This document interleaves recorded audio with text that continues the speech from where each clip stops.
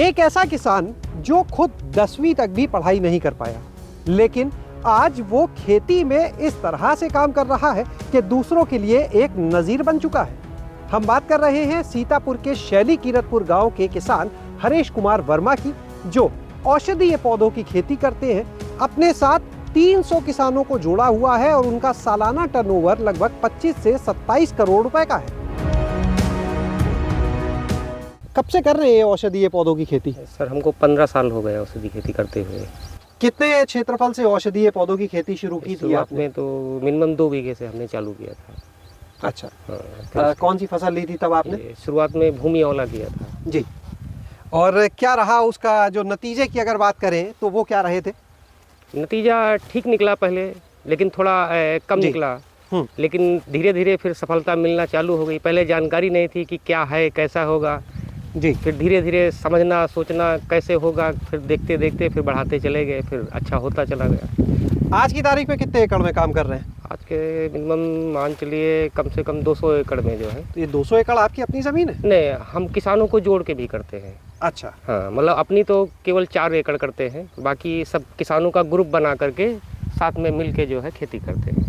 तो ये बताएं कि ये जो आप खेती कर रहे हैं, अब इस खेती से सालाना कितना आपका टर्नओवर होता है, कितनी आमदनी हो जाती है? हमारा ग्रुप का तो करीबन 25 से 27 करोड़ का जो है सालाना टर्नओवर हो जाता है। और अपना अलग से तो वही समथिंग 20 लाख रुपए जो है साल का जो है अपना खुद की खेती से निकल जाता है। 20 लाख रुपए अपनी खुद की खेती से? जी। अच्छा, ये बताइएगा यहाँ पर कितनी तरह के औषधीय पौधों की खेती कर रहे हैं आप? ये मिनिमम 4-5 प्रकार की औषधि करते हैं। आपकी जो पढ़ाई है वो कहाँ तक है? वो हाई स्कूल फेल है, पूरी पढ़ाई कर ही नहीं पाए जो है। पढ़ाई कर नहीं पाए, हाई स्कूल फेल हैं आप?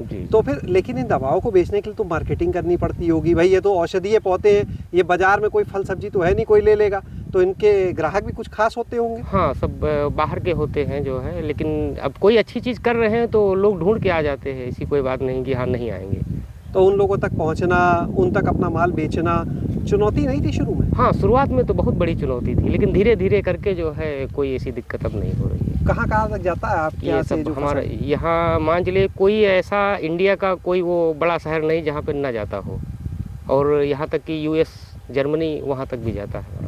यूएस और जर्मनी तक? जी। तो वो कैसे भेजते हैं? वो दूसरे के थ्रू जाता है, वो हमसे लेके फिर आगे सप्लाई करते हैं। ये जो फसल है औषधीय पौधों की, इसको सिर्फ उगाते हैं और बेच देते हैं या प्रोसेसिंग क्या है? प्रोसेसिंग कंप्लीट करके केवल रॉ मटेरियल तक हम रेडी करते हैं, उसके बाद आगे का प्रोसेसिंग हम नहीं करते हैं।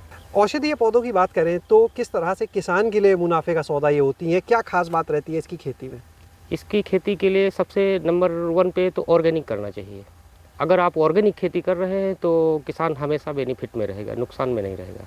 इस खेती के फायदे? इसमें जानवर खाएगा नहीं और चोर कोई ले नहीं जाएगा। 1-2 किलो 4 किलो लेके गया, वो क्या करेगा? कोई मतलब नहीं। तो इसलिए कोई चोर तो छू ही नहीं सकता है। वो अगर आपका बोरा कहीं गिर गया तो आपको बताने आएगा भैया आपका बोरा गिर गया। तो चोरी से और जो है जानवर से तो कोई प्रकार का नुकसान ही नहीं। प्रमुख औषधीय पौधे कौन कौन से हैं? इसमें प्रमुख तो मंडूक पर्णी है, सबसे नंबर 1 पे फसल जो है।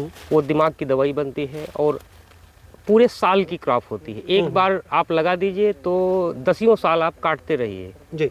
तो इसमें बार बार लगाना, बार बार निराई करते रहिए, सिंचाई करते रहिए, आपकी फसल चलती रहेगी।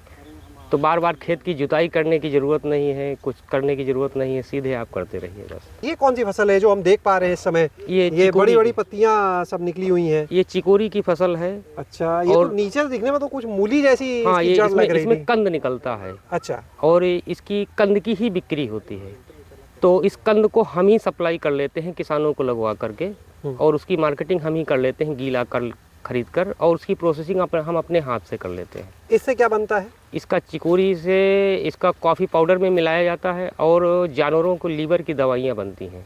कितनी कंपनियां हैं जिनसे आप जुड़े हैं, जिनको आपके यहाँ से ये औषधीय पौधे जाते हैं? अभी इसमें तो 2500 कंपनियां हैं करीबन जो है। अब जिसको जो फसल चाहिए, जो क्रॉप चाहिए, उसके लिए उससे संपर्क हो जाता है। औषधीय पौधों की आप खेती कर रहे हैं, इसका आइडिया कहाँ से आया था आपको? अब आइडिया शुरुआत में यह है कि पैसा कमाने की एक लक्ष्य था कि कुछ होना चाहिए। तो आम खेती से, आम फसल से तो होना नहीं था, वो तो पेट पालने भर का होता था। तो कुछ दिमाग यही बढ़ा कि कुछ न कुछ किया जाए, अलग से हट के, कुछ गांव से हट के किया जाए, कुछ किसानों से हट के किया जाए। तब जाके कुछ ये लगा कि हाँ औषधि किया जाएगा।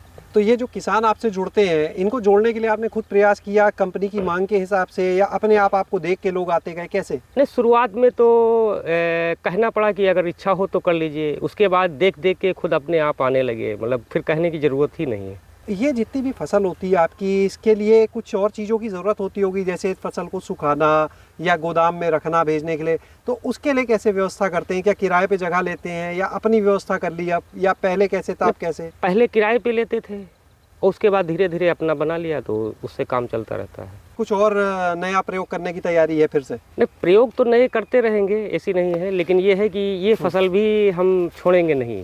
आपने यहाँ पर हरीश जी की कहानी को सुना कि किस तरह से यहाँ पर उन्होंने बहुत छोटे सी जगह पर ये औषधीय पौधों की खेती शुरू की थी। उससे पहले पारंपरिक फसलें लेते थे, लेकिन एक लक्ष्य था कि ज़्यादा पैसा कमाना है। लगा के पारंपरिक फसलों से नहीं आएगा, तो उसके बाद में औषधीय पौधों की तरफ आए, औषधीय पौधों का काम बढ़ाया। देश के विभिन्न शहरों तक ही नहीं बल्कि विदेशों तक भी दूसरे लोगों के माध्यम से इनके आके जो ये औषधीय पौधे हैं, इनको सुखाकर इनकी सप्लाई का काम चल रहा है।